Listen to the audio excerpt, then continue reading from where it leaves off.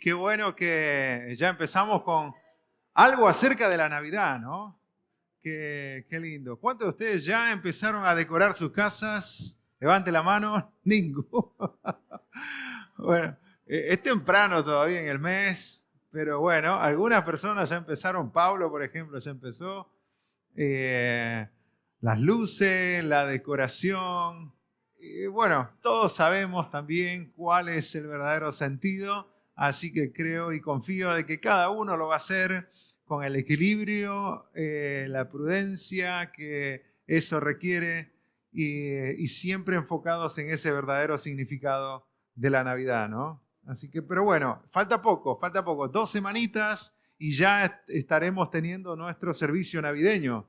Así que la semana que viene vamos a cantar algunas canciones más navideñas y después el 22 puede ser, tendremos nuestra noche navideña donde solo cantamos canciones navideñas. Muy bien. Bueno, gracias por estar orando por el viaje que tuve a Buenos Aires. Gracias por estar orando por el viaje. Fue de mucha bendición las conferencias, de ánimo para mi vida, para la vida de los chicos también que fueron conmigo. Así que una bendición después de 12 años volver al instituto bíblico donde Dios me capacitó, me entrenó. Así que fue de mucha alegría. Me contaron que ese día no se cortó la luz y creo que pasó la prueba entonces del arreglo que hicimos, porque el domingo pasado probablemente habrá llegado a unos 40 grados acá adentro y por ahí más. Y bueno, me contaron que no se cortó la luz, así que es una bendición.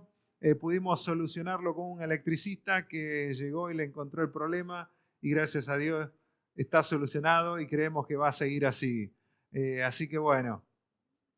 Bien, vamos a lo nuestro y les invito a abrir sus Biblias en Lucas capítulo 1.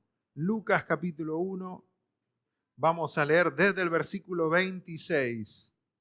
Lucas capítulo 1, versículo 26, y vamos a leer el nacimiento del Señor Jesús, en realidad el anuncio, cómo se anuncia, y lo vamos a empezar a meditar juntos porque necesitamos poner un espíritu navideño, pero siempre con el verdadero y correcto significado que la palabra de Dios nos da. Así que fíjense allí el versículo 26. Dice, al sexto mes el ángel Gabriel fue enviado por Dios a una ciudad de Galilea llamada Nazaret, a una virgen desposada con un varón que se llamaba José, de la casa de David, y el nombre de la virgen era María. Y entrando el ángel en donde ella estaba, dijo, salve, muy favorecida, el Señor es contigo, bendita tú entre las mujeres. Mas ella, cuando le vio, se turbó por sus palabras y pensaba qué salutación sería esta. Entonces el ángel le dijo, María, no temas, porque has hallado gracia delante de Dios. Y ahora concebirás en tu vientre y darás a luz un hijo y llamarás su nombre Jesús. Este será grande y será llamado Hijo del Altísimo. Y el Señor Dios le dará el trono de David su padre. Y reinará sobre la casa de Jacob para siempre y su reino no tendrá fin. Entonces María dijo al ángel, ¿cómo será esto? Pues no conozco varón. Respondiendo el ángel le dijo, el Espíritu Santo vendrá sobre ti y el poder del Altísimo te cubrirá con su sombra, por lo cual también el santo ser que nacerá será llamado Hijo de Dios.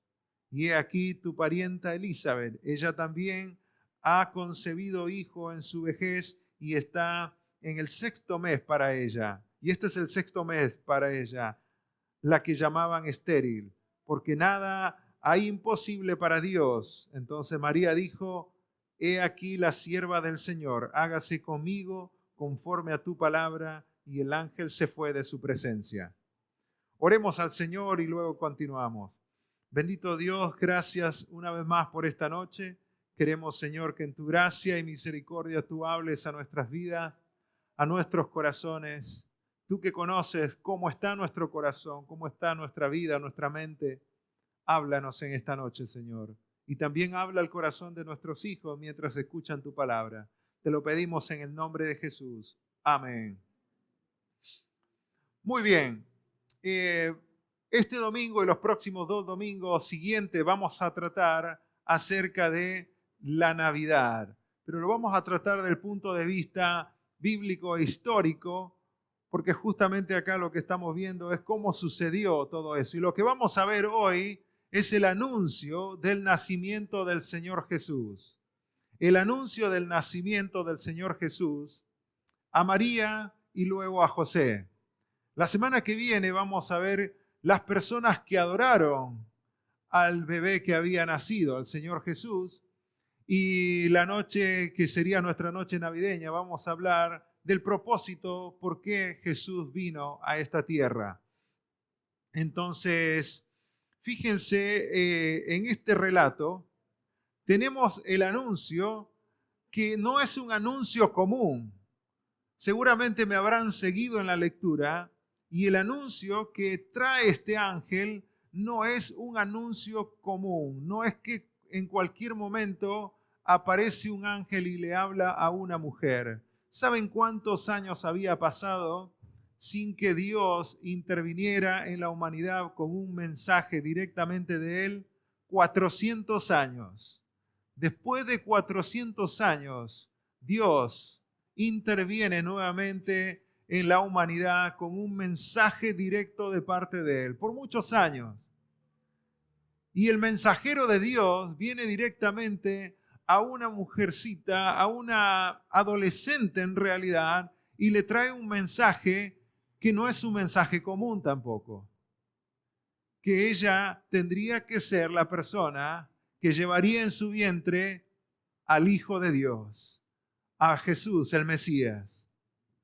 Ahora, el lugar del anuncio es interesante porque acá el lugar donde el ángel va a llevar el anuncio es un lugar muy humilde, es un lugar quizás despreciado, porque fíjense el versículo 1, dice que el ángel Gabriel fue enviado por Dios a una ciudad de Galilea llamada Nazaret. Galilea es la región y Nazaret es la ciudad, que para nosotros sería un pueblo hoy en día, y era una ciudad chica en ese momento, una pequeña ciudad llamada Nazaret. El ángel Gabriel era el mensajero de Dios, el que siempre llevaba los mensajes de Dios. Así que siempre vamos a ver a Gabriel en la Biblia llevando mensajes de parte del Señor.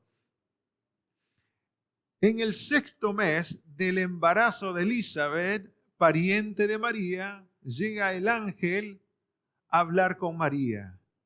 Y esto es una conversación real. María escucha la voz del ángel y claramente lo que el ángel está diciendo.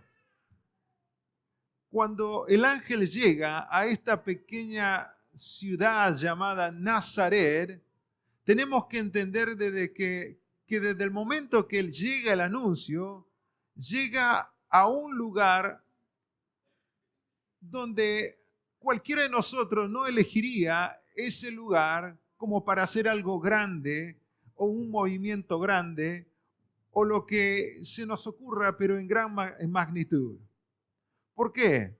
Porque Nazaret no era bien vista por los judíos. Todos los de Judea, de Jerusalén, no lo veían bien a Nazaret, lo menospreciaban.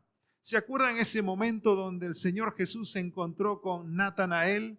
Estaba Felipe y Natanael. Felipe va y le dice a Natanael, eso lo encontramos allí en Juan capítulo 1, versículo 45, va Felipe y le dice a Natanael, hemos encontrado al Mesías. Y claramente le dice, hemos hallado a aquel de quien escribió Moisés en la ley, así como los profetas, a Jesús, el hijo de José de Nazaret. ¿Y cuál es la sorpresa de Natanael? Él dice, ¿de Nazaret puede salir algo bueno?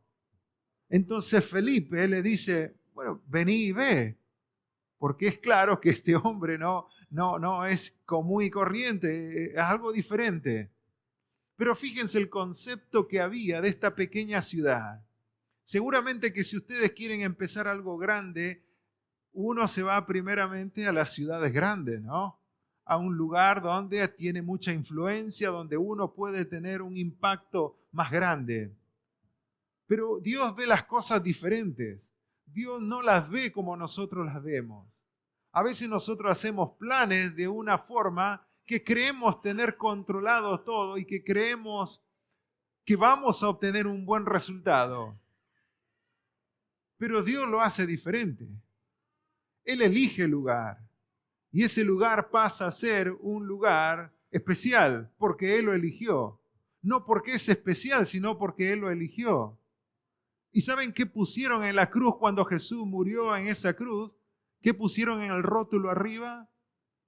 Jesús Nazareno, Rey de los judíos.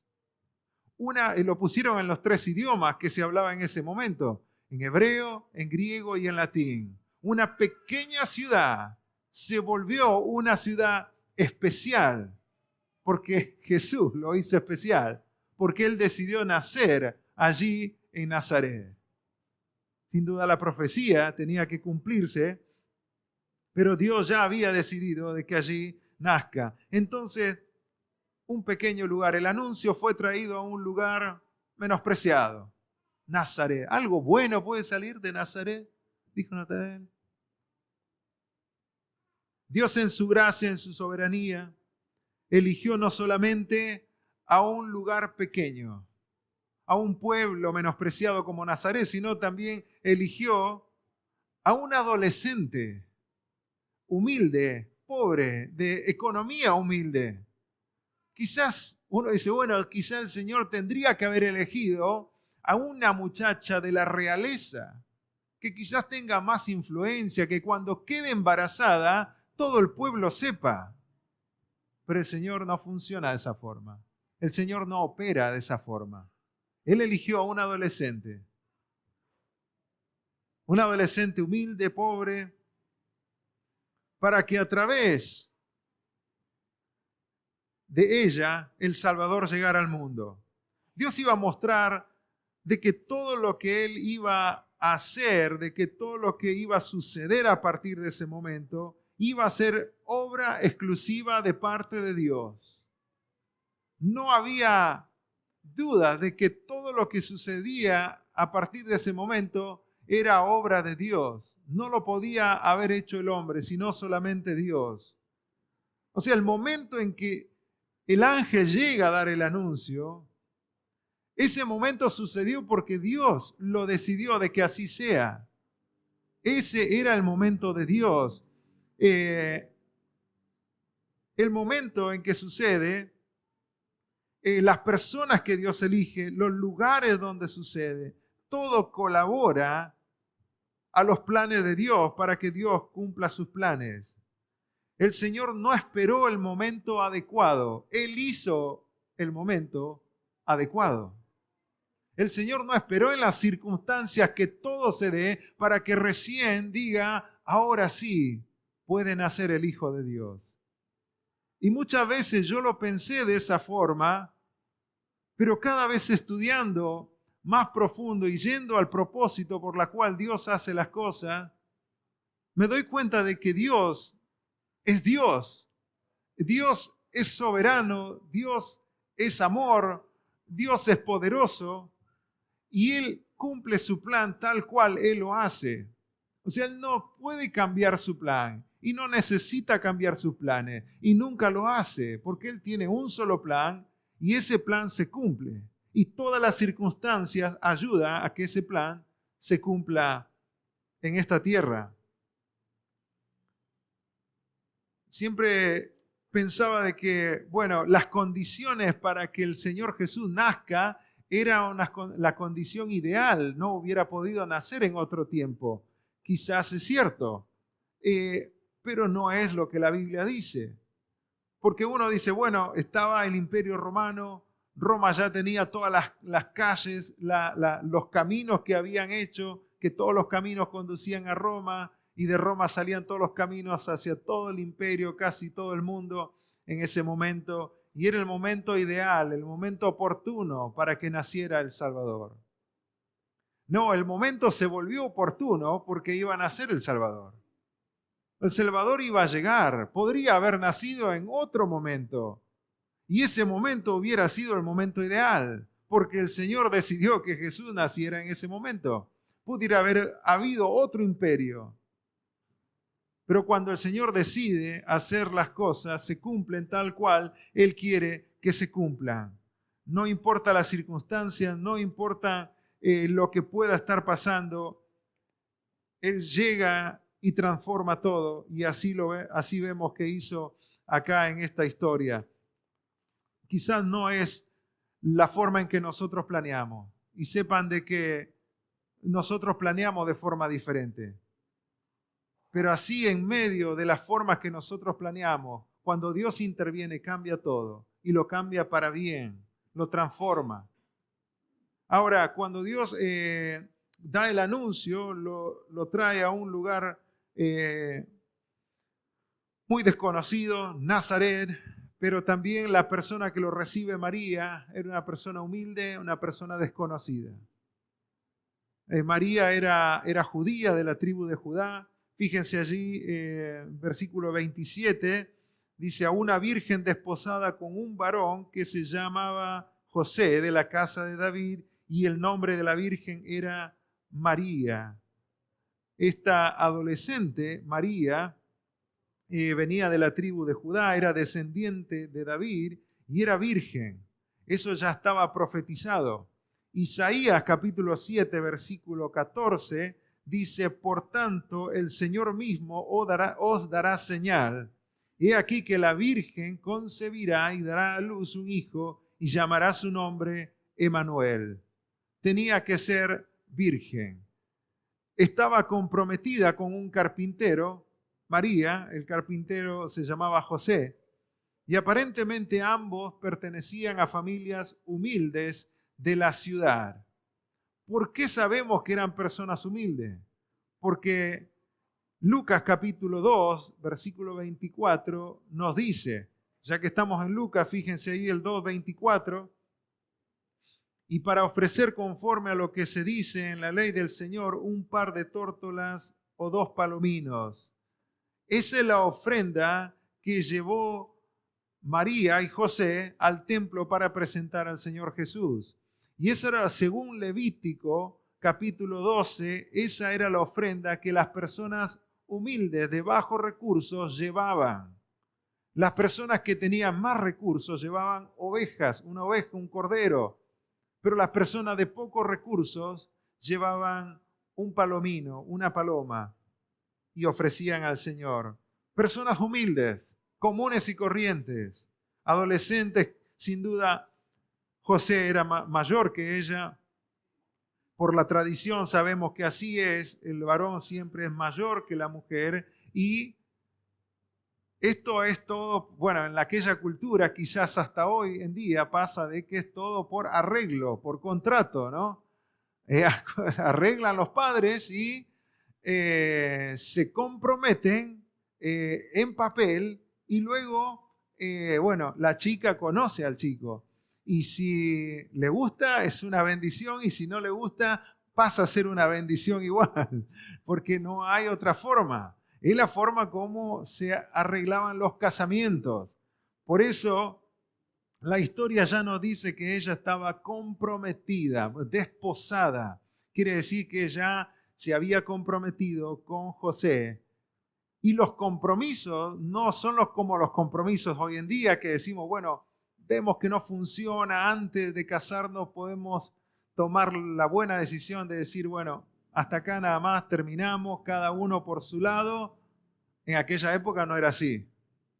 Si no se llevaban bien, le buscaban la vuelta para llevarse bien, porque tenían que hacer un divorcio para que ese compromiso que hicieron se rompa. Aún sin estar casados, el compromiso era algo muy fuerte y muy serio, que no se podía romper fácilmente tan solo con un divorcio legal.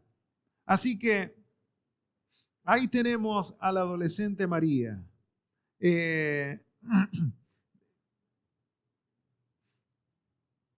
A veces me pongo a pensar por qué Dios eligió a una adolescente desconocida, humilde, de bajos recursos. Quizás el Señor tenía algo en mente que quizás ninguno de nosotros nos hubiéramos imaginado. Pero Dios justamente eligió a una adolescente virgen porque todavía ella no había conocido varón. Quizás si llegaba una chica que era mayor que María, quizás ya hubiera conocido a un varón, hubiera tenido relaciones con un varón y ya no hubiera sido el lugar ideal para que nazca el Señor Jesús. Acuérdense que tenía que ser un lugar santo, un lugar sin mancha para que el Creador del universo habite en ese lugar. Por lo tanto, María pasó a ser ese lugar. Dios en su gracia y su soberanía eligió a una adolescente pobre de una ciudad marginada para que de allí naciera el Salvador del mundo. De allí, de ese lugar, de ese vientre, de esa adolescente iba a nacer el Salvador del mundo. Ahora, qué interesante, Dios elige un lugar, el anuncio llega a un lugar marginado, desconocido, menospreciado. La persona que recibe el anuncio es una persona desconocida, un adolescente humilde, un adolescente que era virgen, pero que a partir de este momento su vida iba a cambiar para siempre. No había nada especial en ella. No nos olvidemos, lo que hace especial a una persona, a una situación, es Dios, es la presencia de Dios. No había nada especial en ella. O sea, ella pasó a ser una persona especial porque Dios estaba con ella y ella cargaba en su vientre al Creador del universo.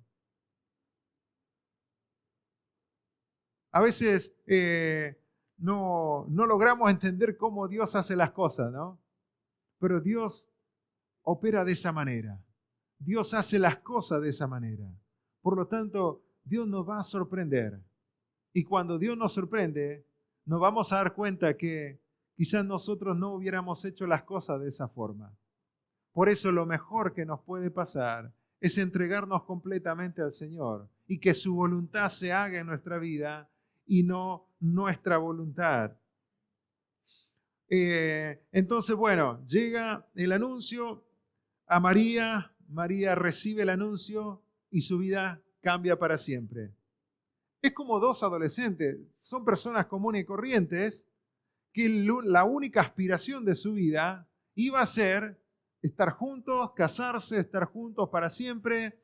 No había aspiraciones de grandes cosas, eran personas que sabían qué era lo que iba a acontecer y que eso era todo en sus vidas. Pero Dios iba a hacer algo especial en ella. Ahora fíjense el versículo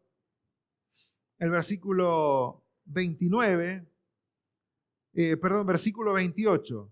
Y entrando el ángel en donde ella estaba, dijo: salve muy favorecida, el Señor es contigo, bendita tú entre las mujeres. No dice bendita sobre todas las mujeres, dice bendita entre las mujeres. No podemos alterar el significado. No es que es sobre todas las mujeres, dice entre las mujeres. Ella es bendecida y está entre las mujeres y entre las mujeres es bendecida. Ahora, fíjense el contenido del anuncio que le da el ángel. Primero le saluda. Sabían que los ángeles son muy amables y respetuosos, ¿no? ¿Por qué son respetuosos? Porque saludan. Fíjense, acá le dice María. El ángel le dice salve, muy favorecida. Salve es el saludo, ¿no? Gracia. Gracia para ti. Es como el saludo de los judíos que se dicen shalom. Es el saludo. La gracia de Dios está sobre vos, muy favorecida. La saluda primeramente. El Señor está contigo. La frase acá muy favorecida no se ve en muchos manuscritos de los originales. Muchos manuscritos antiguos no lo mencionan y muchos dicen que no está en el original. Y repasando varios comentarios, la mayoría concuerda de que no estaba esta frase muy favorecida, pero sin duda la idea y el concepto está, de que sin duda era muy favorecida.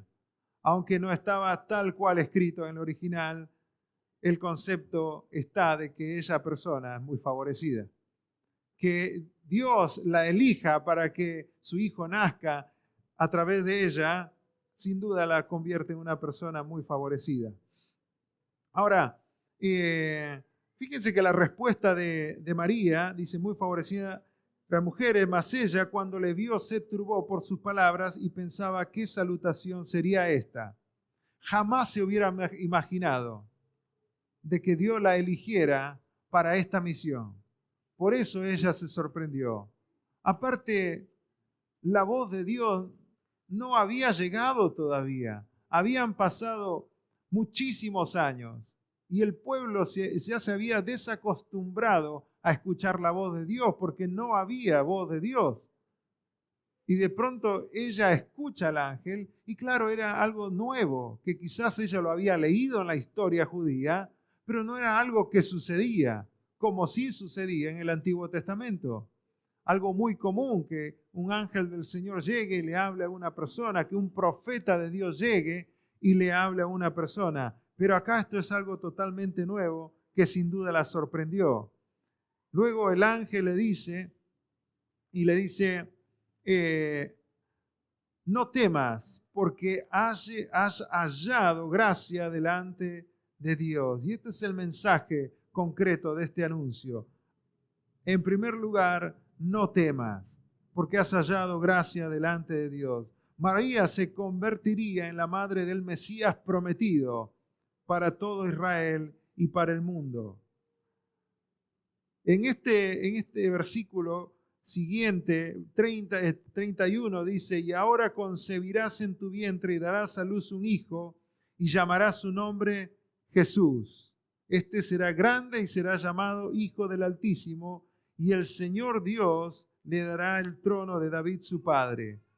Acá el ángel le dice que el ser que va a nacer, que va a crecer en su vientre, es un ser divino. Porque le dice claramente, concebirás en tu vientre y darás a luz un hijo y le llamarás su nombre Jesús. Allí el nombre que Dios le pide que le ponga ya es un nombre especial. Jesús era un nombre común en aquella época. El nombre en el hebreo se traduce como Josué o Jeshua. También se le dice, pero el nombre Josué era un nombre común. Pero acá iba a ser Jesús, el Mesías. Por eso este bebé iba a ser especial. Luego en el 32 le dice, este será grande y será llamado Hijo del Altísimo, Hijo de Dios. Sin duda, es para sorprenderse y asustarse con esto, ¿no? De que a un adolescente común y corriente, un ángel le diga que va a tener un bebé y que ese bebé iba a ser hijo de Dios. Sin duda lo descoloca a una persona si alguien te dice eso. Y no fue, bueno, María dice, bueno, sí está bien, sabía, dale, lo hacemos. No, era algo totalmente nuevo.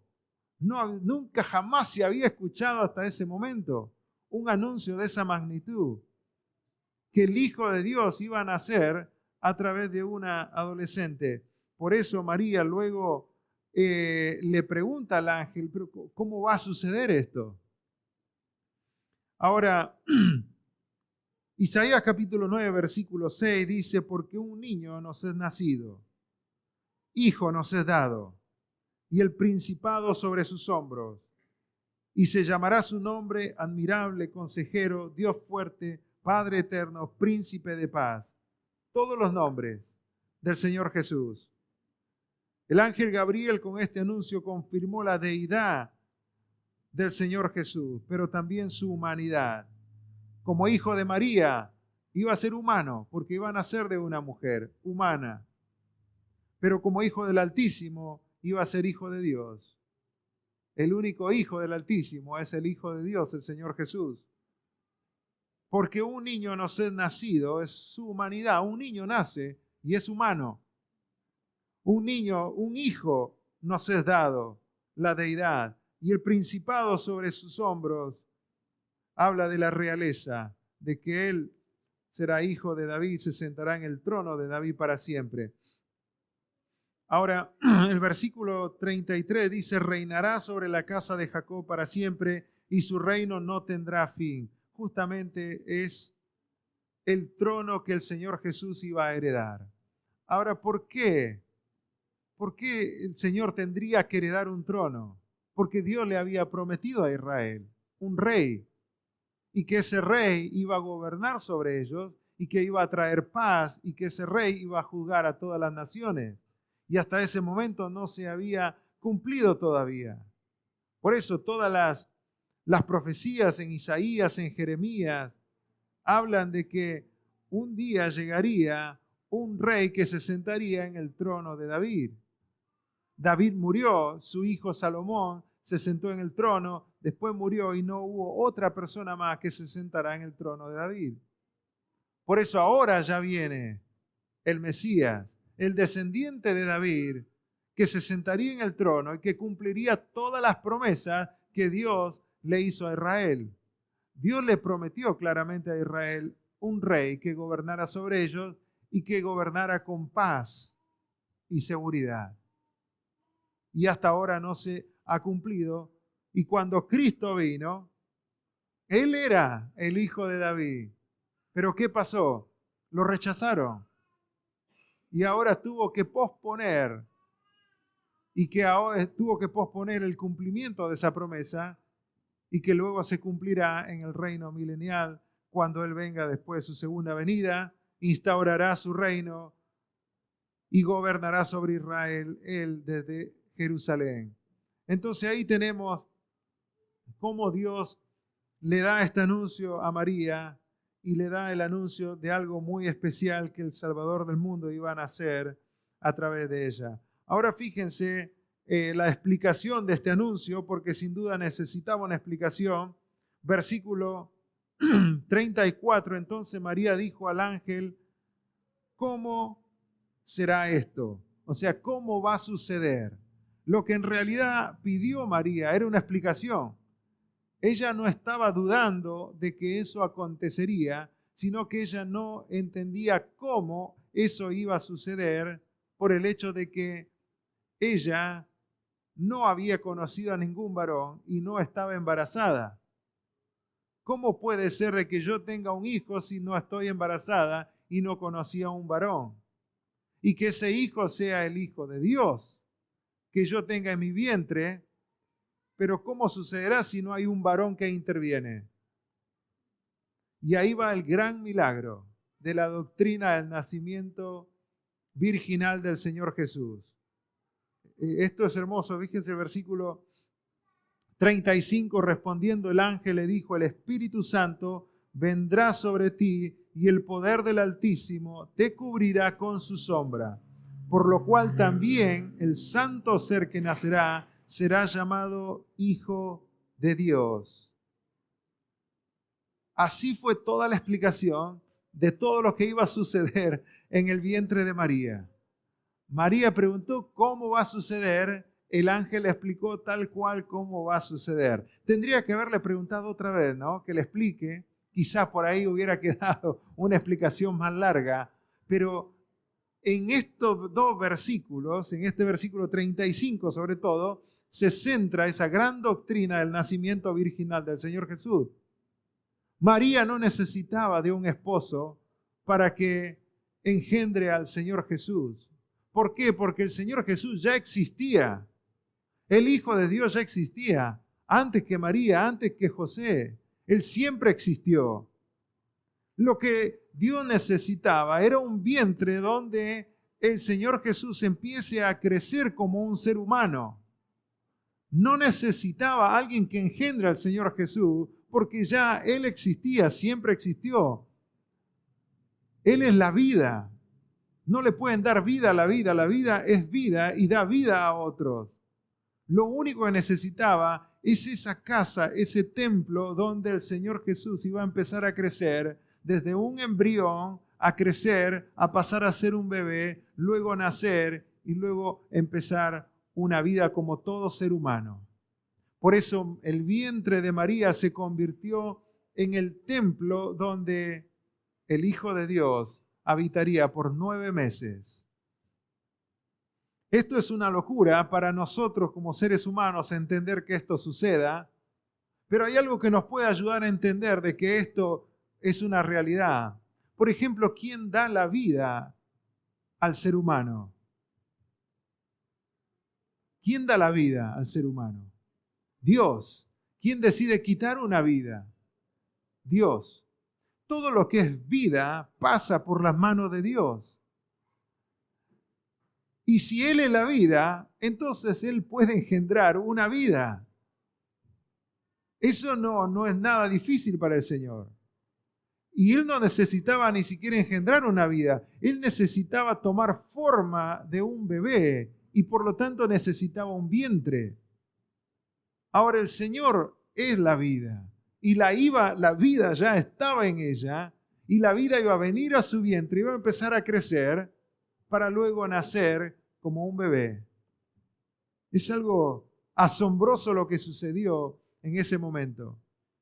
Fíjense que cuando dice el poder del Altísimo te cubrirá con su sombra, esa palabra, el poder del Altísimo, también se utiliza para explicar la presencia de Dios en el lugar santísimo, en el tabernáculo o en el templo judío. Es la misma expresión que se utiliza para hablar de la presencia de Dios en el lugar santísimo, en el tabernáculo y en el templo judío. Por lo tanto, María se convirtió en ese lugar santísimo para el Hijo de Dios, el templo de Dios por 9 meses. Luego va a salir y hacer su vida como cualquier ser humano, pero sin duda siempre santo, siempre perfecto, el Dios encarnado. Y a partir de acá hay tantas explicaciones en cuanto a esta doctrina, teología del nacimiento del Señor Jesús, la encarnación del Señor. No es lo que queremos explicar en este momento, pero sí explicar de que el Señor Jesús no necesitó a un hombre para que engendrara una vida. Él era la vida, necesitaba un espacio. Por eso lo eligió a María, para que crezca allí en ese vientre por 9 meses. Imagínense lo que el Señor estuvo sufriendo allí en ese vientre 9 meses.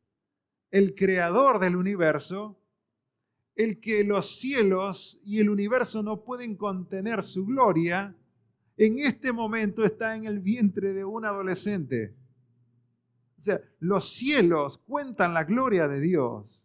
El universo no puede retener ni puede contener la gloria de Dios, pero de pronto Él baja a un vientre de un adolescente para poder crecer como un bebé e identificarse con nosotros. Por eso Él puede entendernos como nosotros sufrimos en este tiempo. Por eso Él entiende todo acerca de nosotros. Porque se formó como nosotros nos formamos, humanamente. Él vivió como nosotros vivimos. Él fue un bebé, Él fue un niño. Nunca tuvo pecado, no cometió pecado. Pero fue exactamente como nosotros. Por eso cuando nosotros vamos a Él, Él nos entiende. Qué hermosa es el hecho de la encarnación del Señor Jesús, porque eso cambió todo para siempre en la humanidad. El Dios se hizo hombre. Así que fíjense lo que luego dice, versículo 36, Y he aquí tu pariente Elizabeth, ella también ha concebido hijo en su vejez, y este es el 6º mes para ella, la que la llaman estéril. Entonces cuando él le dice, en la última palabra del ángel le dice, para Dios no hay nada imposible, porque nada es imposible para Dios, le da entonces la prueba, el ejemplo de que su parienta, que era estéril, había concebido un hijo. Entonces le dice, para Dios no hay nada imposible. Tu parienta que era estéril está ahora embarazada, quizás María no sabía, pero le dice, y si Dios quiere hacer esto en vos, lo va a hacer. Y en realidad acá la palabra de Dios hace lo imposible. La palabra de Dios nunca vuelve vacía. La palabra de Dios hace lo que Dios dice que tiene que hacer. Por eso hay dos cosas que nunca cambian, dos cosas poderosas: la persona de Dios y la palabra de Dios. Por eso nuestra fe descansa en eso. Nada más que en la persona de Dios y en las palabras de Dios. Por eso la fe mueve montañas, porque la fe descansa en Dios y en su palabra. Si ponemos nuestra fe en otra cosa que no es Dios y su palabra, no va a mover ninguna montaña. Dios transforma los corazones porque así Él dijo que lo iba a hacer, que Él puede transformar los corazones y Él transformaría cualquier corazón que ponga su fe en su Hijo Jesucristo. Ahora, este anuncio es hermoso, la obra que Dios hace es hermosa, pero acá hay una gran enseñanza para nosotros. Pero antes de ir a la enseñanza, para ir cerrando, fíjense lo que el ángel le dice, el anuncio a José. Así más o menos leemos los dos anuncios. Mateo capítulo 1,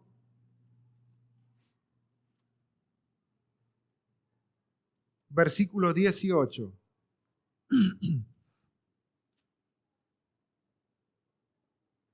Mateo 1:18, porque al momento que Jesús trae el anuncio para María, también tenía que traer el anuncio para José, para que no sea sorpresa para José. Y el Señor Jesús nace obviamente con un padre y una madre humanos, pero sin ninguna intervención de José. Dice el versículo 18 de Mateo 1, el nacimiento del Señor Jesús fue así: estando desposada María, su madre, con José, antes que se juntasen, se halló que había concebido del Espíritu Santo. José, su marido, como era justo y no quería infamarla, quiso dejarla secretamente. Hasta ese momento, José no decía nada de lo que veía en su prometida, en María. Él está justo un hombre que la amaba muchísimo y que no la iba a difamar por lo que estaba pasando. Versículo 20, y pensando él en esto, probablemente muy preocupado por esto, he aquí un ángel del Señor le apareció en sueños y le dijo: José, hijo de David, no temas recibir a María tu mujer, porque lo que en ella es engendrado del Espíritu Santo es. Y dará a luz un hijo, y llamará su nombre Jesús, porque él salvará a su pueblo de sus pecados. Todo esto aconteció para que se cumpliese lo dicho por el Señor por medio del profeta, cuando dijo: he aquí una virgen concebirá y dará a luz un hijo, y llamará su nombre Emmanuel, que traducido es Dios con nosotros. Y despertando José del sueño, hizo como el ángel del Señor le había mandado, y recibió a su mujer, pero no la conoció hasta que dio a luz a su hijo primogénito y le puso por nombre Jesús.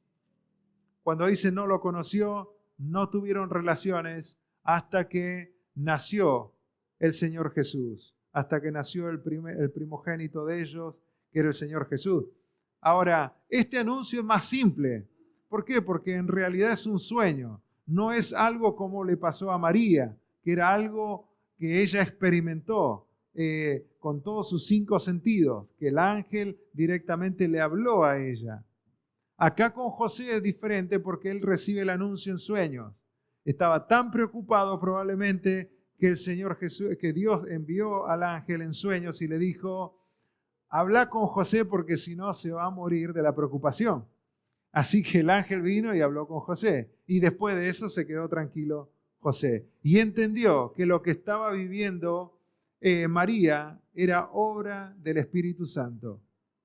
Y eso trajo paz a su corazón y él la recibió, la cuidó como su esposa hasta el momento donde realmente la conoció. Ahora, este anuncio a José es para que la palabra de Dios se cumpliese también, porque Isaías capítulo 7, versículo 14, dice, muy bien, el Señor mismo les dará la señal. Miren, la Virgen concebirá un niño, dará a luz un hijo y lo llamarán Emmanuel, que significa Dios con nosotros. El ángel le comparte esto a José en sueños, que el ser que iba a nacer iba a ser llamado Emmanuel, Dios con nosotros. Es el título, Dios con nosotros. Ahora, todo esto para nosotros tiene que llamarnos la atención. El centro acá es el Señor Jesús. El centro no es María, no es José. El centro no son las circunstancias hermosas de un imperio tan grande en aquel momento. El centro de todo es el Señor Jesús. El que transformó esas vidas para siempre es la presencia de Dios. Emmanuel, Dios con nosotros. Cuando Emmanuel vino a la vida de María, la cambió para siempre. Y después fue visible toda la transformación que sucedió en ella. Cuando el Señor Jesús vino a esta humanidad, la transformó para siempre. La transformó de tal manera que hoy en día nosotros contamos los años antes de Cristo y después de Cristo. Cuando Dios está en un lugar, Dios empieza a transformar las cosas, porque Él es vida. Él transforma y da vida a lo que no tiene vida. Por eso es hermoso ver cómo Dios envía al ángel, le avisa lo que va a suceder y empieza a suceder todo de una forma sobrenatural. La presencia de Dios estaba allí en María y la transformó. La presencia de Dios bajó a la tierra y transformó la tierra. Ahora, muchas veces yo pienso de que muchas veces yo digo que la presencia de Dios está en mí. ¿Cuánto está transformando de mi vida? ¿Cuánto ha cambiado de tu vida? ¿A cuántas cosas Dios ya le dio vida? Porque la vida está en vos. Porque la Biblia dice que la luz del mundo habita en nosotros, la vida habita en nosotros, la presencia de Dios está en nosotros. Y a veces pareciera que la presencia de Dios no hace nada a través de nosotros, ¿no? Como que no hay ningún cambio, no pasa nada, seguimos igual.